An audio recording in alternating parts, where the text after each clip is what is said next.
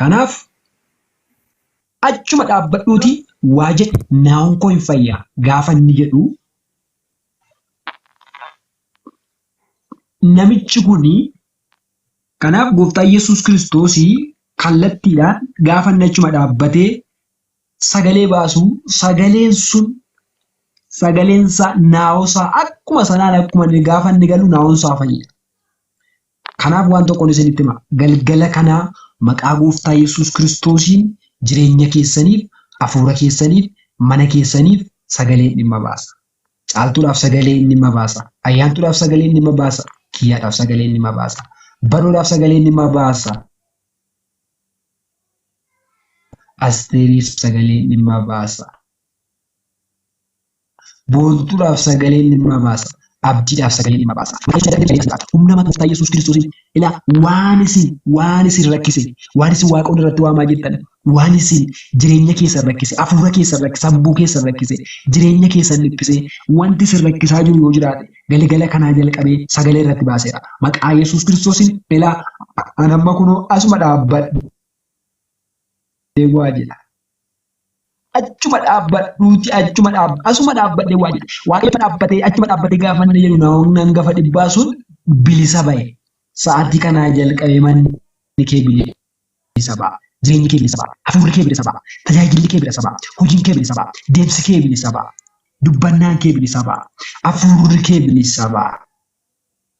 Kan si cinqaa jiru, kan si rakkisaa jiru, wanti garaagaraa sitti naanna'e, yaaddoon sitti baay'ate, qoromsi sitti baay'ate, hibboon sitti baay'ate, gaaffiin sitti baay'ate, kan rakkataa jirtu ilaalle galgala kanaa jalqabee bilisa ba'a. Sagalee galgala kanaan bilisa si baase. Ilaa achuma dhaabbadhu waanaa jedheen. Achuma dhaabbadhu waanaa jedheen gooftaan. Ilaa maqaa Yesuus Kiristoos sagaleen galgala kana ba'e kun mana keef jireenya keef waan haaraa hojjeta. Sammuu keef waan haaraa hojjeta. Tajaajila keef waan haaraa hojjeta.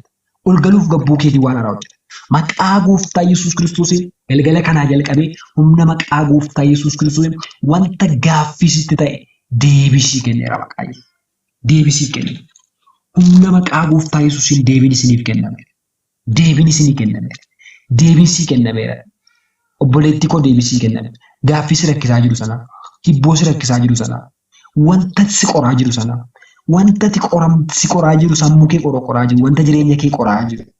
Wanta tajaajila kee qoraa jiru, wanta deemsa kee rakkisaa jiru, wanta hafuura kee rakkisaa jiru, galgala kanaa jalqabee miilli Waaqayyoo itti sii ba'a. Miilli Waaqayyoo itti sii ba'a. Harki Waaqayyoo itti sii ba'a. Waaqayyoo gaachana kee, Waaqayyoo da'oo kee, Waaqayyoo hirkoo kee, Waaqayyoo abbaa kee, Waaqayyoo fira kee, Waaqayyoo aantii kee, Waaqayyoo gaachana kee. Gaaf tokko Waaqayyoo akka jedhe Abiraam ani gaachana kee, gatiin kee immoo guddaa hin ta'a. Ani maal keeti gaachana kee, Yesuus gaachana kee. Yesuus mi'a lolaa keeti. Yesuusin hirkaa baata.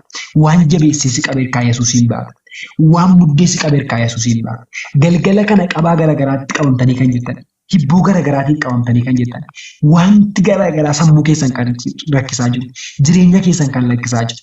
Humna maqaa Yesuus Kiristoosiin butee hirkaa si baasa. Butee hirkaa si baasa. Boontu butee hirkaa si baasa.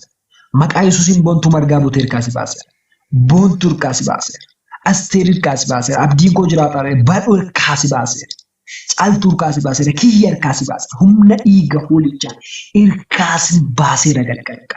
Ilaan amma amantiidhaan jireenya keessan irra hafuura keessan irra sagalicha kaa'e, abiddicha kaa'e, humnicha kaa'e, maakiraa baantoorraa daallaa boonaa. Ilaa sagalicha irra kaa'e. Sagalee kanaan maakaantuu qaba. Sagalee kanaan macaafni qulqulluun geggeessaa hafuura Waaqayyoon barreeffame akkuma jedhu galgala kanaa jalqabee sagalee kanaan lafa onaa keetu lata. Sagalechaan anaan miti sagalee kanaan lafa onaa keetu lata. Lafa onaa keetu.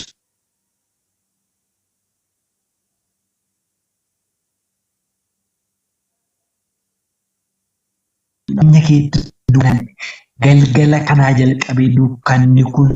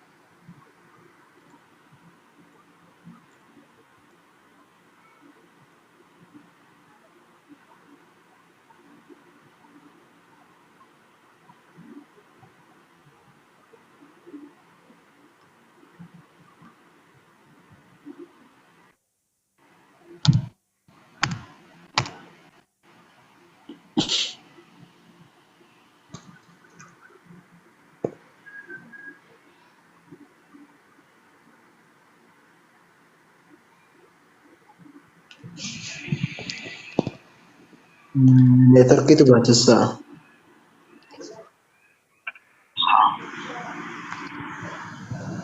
Biqilaan illee miti. Konneeshinii qabe natti fakkaate taaptaap.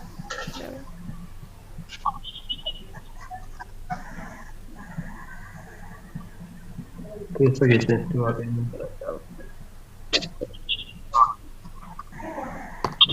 Connection natti fakkaate badhu nuuf alfadhaa mana dhufutti.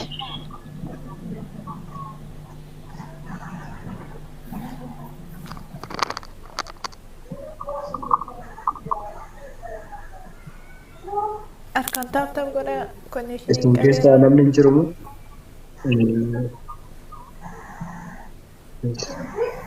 Asteer dubbadha.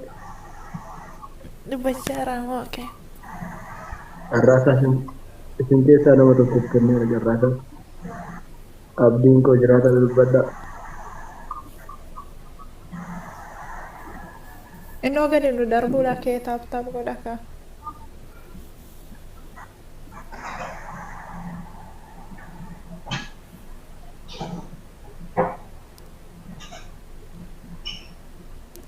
Yesuus.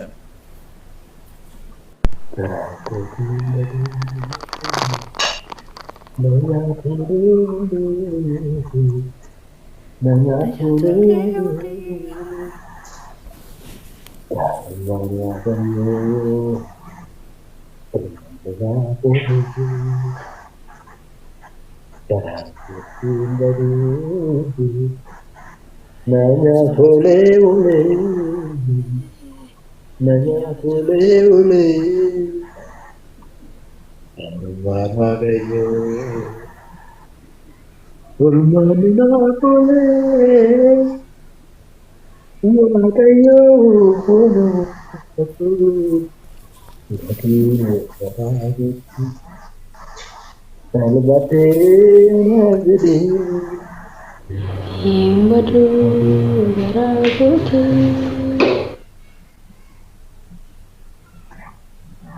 Garagote badi,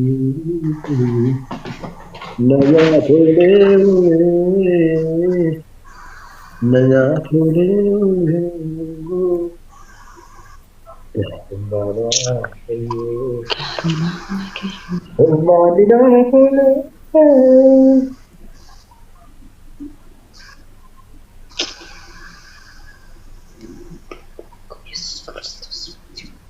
Barteetu nu darbuudha kee taaptaap godha. Jettee gammada keessi koo kanaaf sifaatti manni bu'u bakka harrina koo dhaabatte muudaan qabu sin argamu. Ulfaadhu malee waa qabu. Namni si qabuun gatamu. Olmaan kee baay'ee baay'ee anaa kanaan jedhamu. Olmaan kee Olmaan kee baay'ee baay'ee irra irra naaf naaf hin darbamu. Olmaan kee baay'ee Olmaan kee baay'ee baay'ee nawaamtee macha keessa. Olmaan kee baay'ee olmaan kee baay'ee baay'ee jajuu akkamitti anniisaa. Olmaan kee baay'ee baay'ee. Baay'ee olmaan kee baay'ee baay'ee.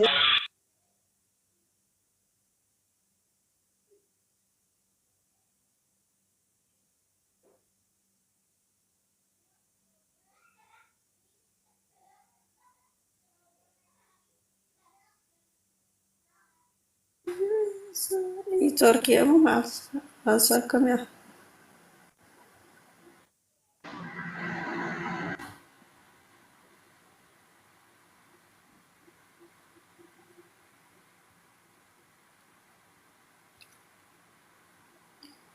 Achamitti sirbaadhu mana cina kootee soodota jiru.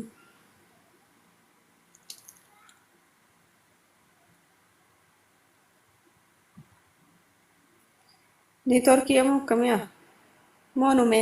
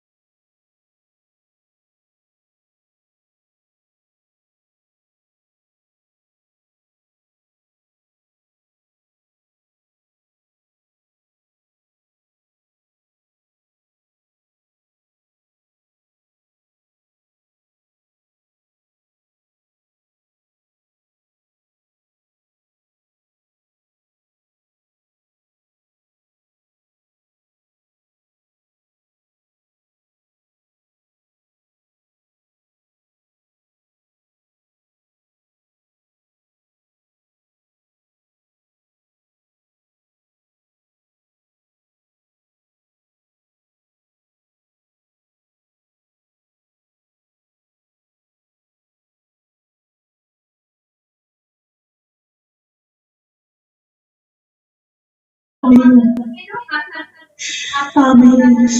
ይሄ ስለሆነ እናመሰግናለን። ሁሉ ለስም ክብር ይሁን። አሜን ጌታ በኢየሱስ ክርስቶስ ድንቅ ድንቅ ስም ጸለይ። አሜን አሜን ተባረክ። ዘመንሽ ዘርሽ ይባረክ። ብሩክ ሁኚ። አሜን። ኢየሱስ በኢየሱስ ስም ድንቅ ይሆንላት፣ በር ይከፈትላት። አሜን አሜን ይህን ስላደረግክ አመሰግናለሁ። እርሷን ጤና ስጣት፣ ሰላም ስጣት፣ ደስታ ስጣት፣ ሞገስ ስጣት።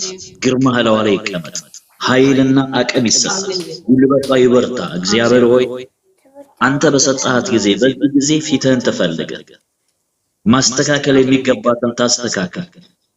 በጸሎትና በእምነት የበረታች ትሁን። በጌታ ብላት ጸልያለሁ። በኢየሱስ ማደግ ባለበት ሁሉ አሳድጋት። አሜን ሃሌሉያ ዘመን ዘላለሙ ብሩክ ይሁን። አሜን ጠላቶቿ ለዘላለም ይመቱ። የክፋት የጨለማ አሰራር ኢየሱስ ይመታ። ደጅ የሚዘጉ አጋንንቶች ለእሷ ብቻ አልጸልይም። ኢየሱስ የምህረት ትእዛዝ ይውጣ፣ የምህረት ትእዛዝ ይውጣ።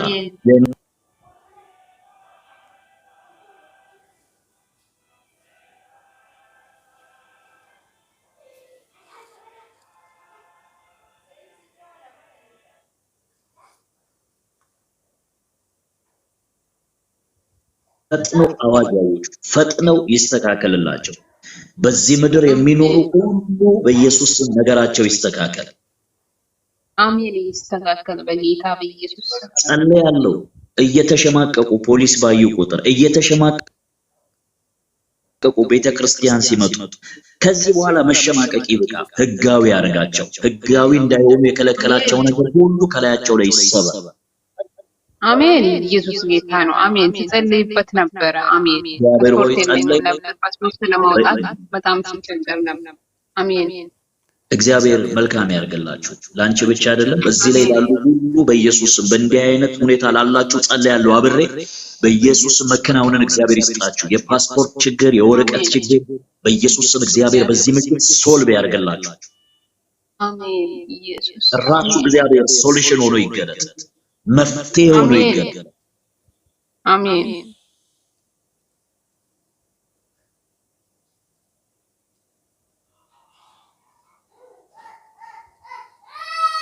እርዳ። የምንጸልየው ጸሎት ላንቺ ብቻ አይደለም፣ ለዘርሽ ይተርፋል። አሜን የጌታ ባሪያ አሜን። አምናለሁ። በጣም ኃይል አለ ባንተ ላይ ስለማቅ ነው። አሜን ጄላላላዲያ አሜን። ተዘጋጂ። ያለሽበት ቦታ የሆነ ብረት ምናምን እንዳይኖር ራስሽን ፕሮቴክት ያርግሽ። ጸልይ። ኃይል ያልፍብሻል። አዎ አሜን በኢየሱስ ስም።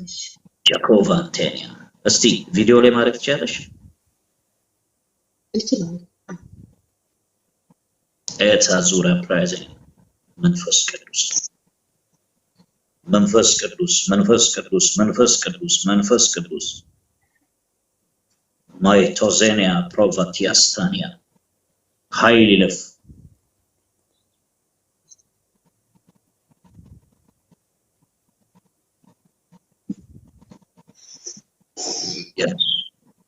ኃይል ጉልበቷ ላይ ይግባ። ተይው በቃ ተይው፣ አትታገይ፣ ጸልይ።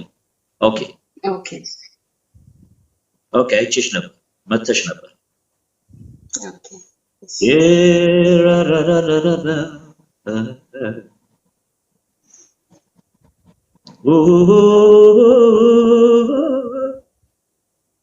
የእግዚአብሔር እጅ አሜን የእግዚአብሔር እጅ አሜን እሳት ይለፍ፣ አሜን እሳት ይለፍ።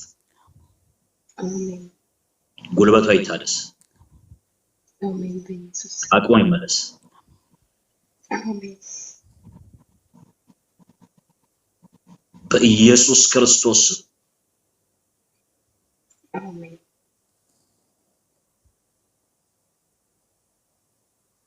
ግሩም ኃይል የመንፈስ ቅዱስ ኃይል አሁንም ይሰራ ግሩም ኃይል የመንፈስ ቅዱስ ኃይል አሁን የሚሰራ ኃይል ይለፍበት ትነካ የጸሎት አቅሟ ይመለስ የጸሎት ኃይሏ ይመለስ አዚም ድንዛዜ ይፍረስ አሜን አሜን አሜን ኢየሱስ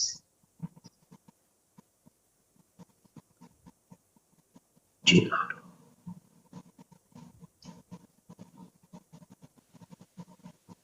ያደከማት ጉልበት ይመታ አሜን በኢየሱስ ብዙ ኃይል ያገኛት አሜን በኢየሱስ ከዚህ ደቂቃ ሰከንድ ጀምሮ ለመጸለይ አቅም ታገኝ ኃይል ታገኝ